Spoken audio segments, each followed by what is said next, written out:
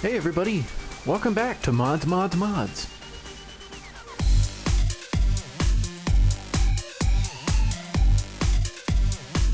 Alright, and we're back. It's been 3 months, but we're back. And we'll just say it's because I've been busy.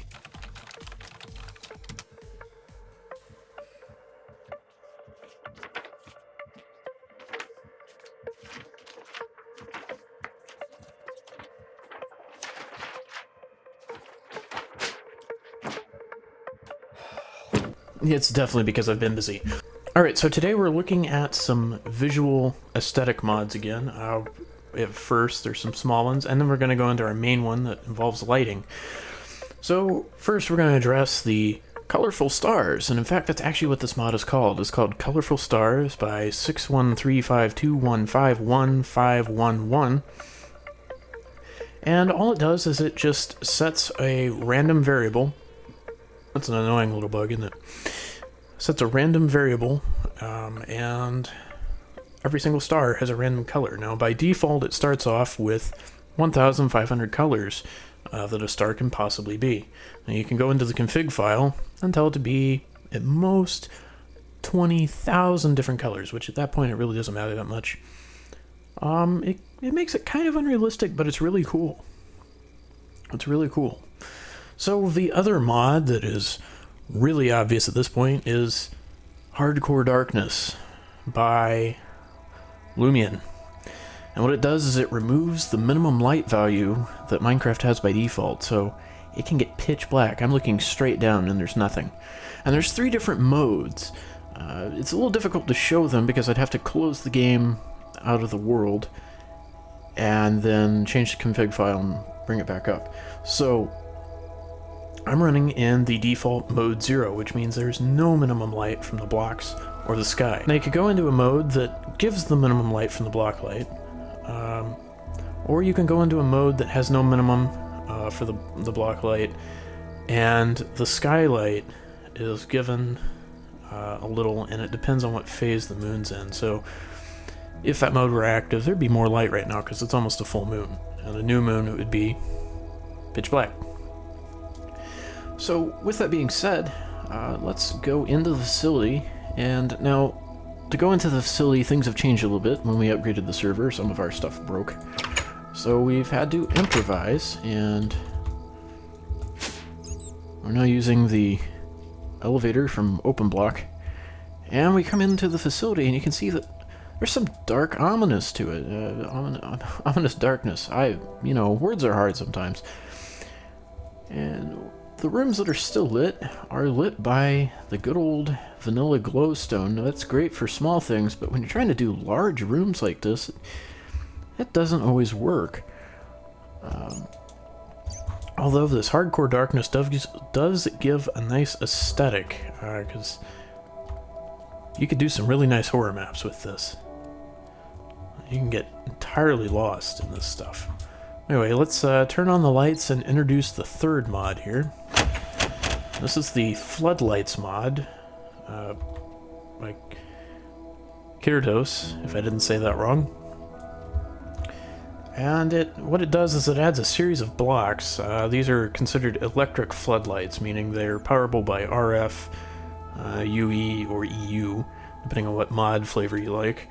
And there's a small non-electric one and a carbon-based one as well, just based on your preferences, or whatever you're doing in the game. So, what I've done here is I've expanded the area to show how it can light a big open space quite easily, and it does a great job at it. Now, I've left these lights in the default mode, which I say the default mode because there are, again, 3 different modes that these can run in, and we'll explain that here in a little bit. But it should be noted, for the sake of demonstration, that I have gone into the config file, which is a valid thing to do in this situation, and modified their power value where they use no power so that only redstone can power them, for the sake of demonstration. Now, these are running in their default mode, which is called straight. Now, that means the light goes straight down, there's no spread of any sort. Now, if we go down here, one more, into this darkness here. This light that is down on the stone here is actually coming from a floodlight that has been configured to run on narrow wide, and it covers a lot of ground for such a small light. Now, the way you can set this, let me turn my interface back on if I can hit the right key. The way you set this is you go grab a stick, and with this stick, I've kind of created a problem for myself because I'm going to try to float and do this. You shift and right click with the stick. There we go. Now we've got wide cone. So there's more light going out in an ambient set. It's getting a little darker. It's not really working out too well for this sort of application, but it spreads the light out more. And just for contrast, we'll put it back into straight mode here if we can. It's always difficult while trying to fly. There we go. So now there's straight mode, so it comes straight down.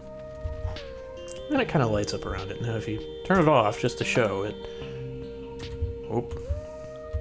Looks like we got a bug going on here or something. That should be pitch black. Oh well. You get the point though. Actually, to show it off a little more, why don't we go in and grab one of these and just try to light that back wall. So we'll go in here to Floodlight. We're going to go ahead and grab the electric one for now. That's the only one we're going to be dealing with. And we'll grab another switch. It sounds like there's a pig down here. So I've placed that light down. I'm still clicking on it. That is where you would put your RF storage if you're doing anything locally with it. And I gotta try to get over. I guess I can't get over. Can I go up? Alright, well I didn't.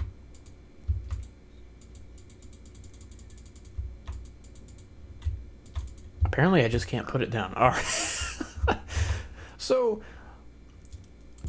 instead of me bumbling around in the dark, let me just grab a torch and throw it on a wall here or something. There we go. So what were we trying to do? Where were we? That is an excellent... Oh, okay. Alright, well we weren't too far off there, were we? There we go. So, this block, what I'm trying to demonstrate here is this block really has no limit. We'll go ahead and get rid of this one.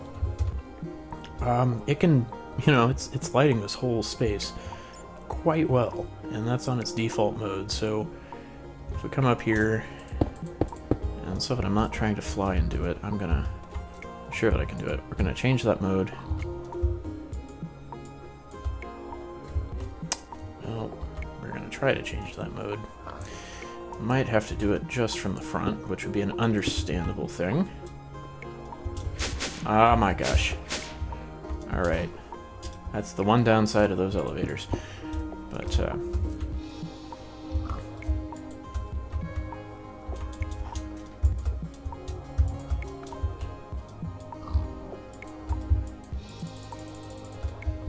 well, it's not wanting to cooperate. That's okay.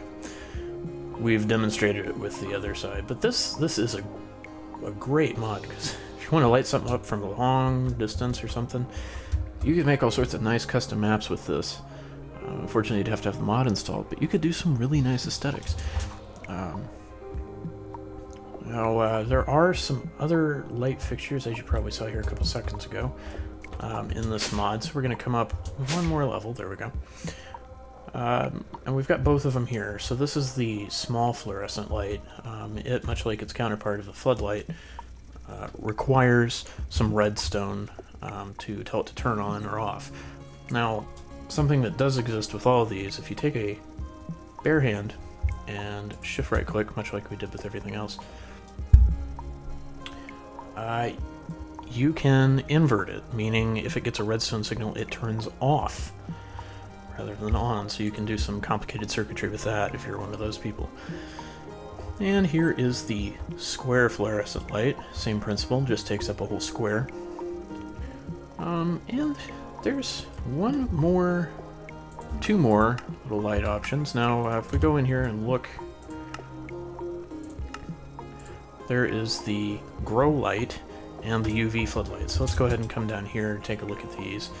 Now there is a limitation in the game that, of course, you can't change your light color from being white, but the grow light goes off the, or it's based off of the scientific principle that plants grow better in purple light when it's dark to simulate the daylight.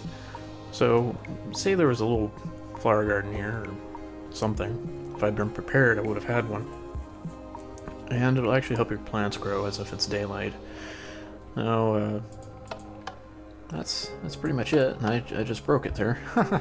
Anyway, there's one more. So, say you want to create a barrier where mobs can't spawn or they can't walk through because sunlight, right? If you could just simulate that sunlight, but not have it really light anything up. So there's these UV spotlights here, or floodlights, I'm sorry, that because of how the electrical is designed up above, these two work, and unfortunately these two don't.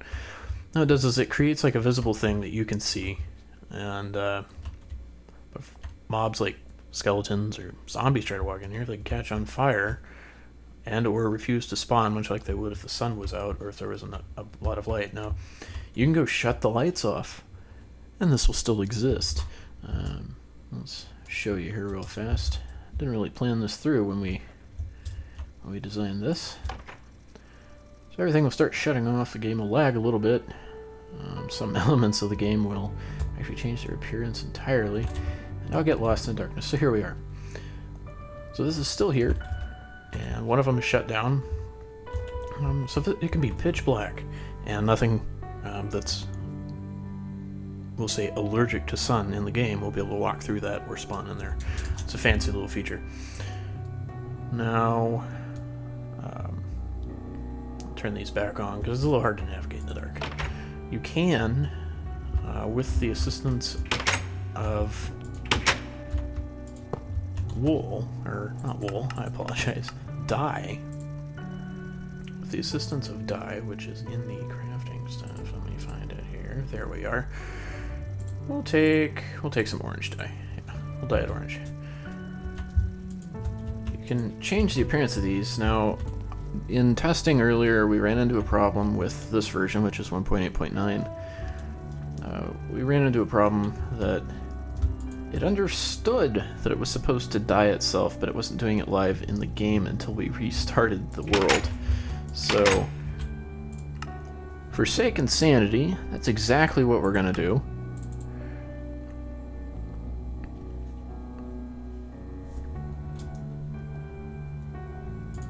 And that fancy little effect is something we'll discuss in a later episode, but here it is. It has dyed itself orange. Now, provided that we didn't have the issues that we did, and this is predicted to be solely because of the mods we're running together and the version that we're running. If we didn't have this issue, we would be able to take some wool, just straight wool,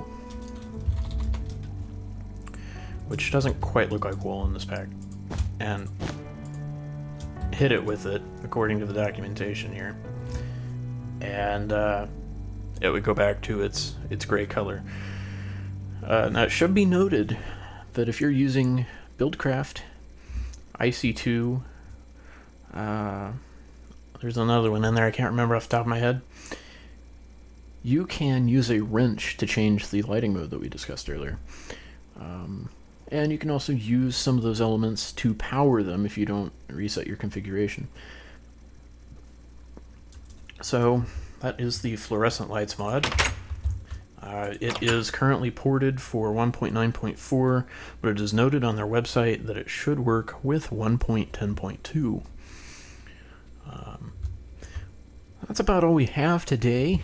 There's more in the works. It's a matter of being in that awkward stage of updating the mod pack and trying to get the new versions and getting everything working right, and we finally got ourselves to a baseline where everything worked, kind of. You may have noticed throughout the episode that some of these signs like changed to creeper dolls or something like that. It's a bit of a process and a pain, but we're getting there, and we're going to bring more mods to you. If you're a mod creator and would like to see your mod on here, just drop a comment. If you have a favorite mod that you think should be seen, same thing, leave a comment.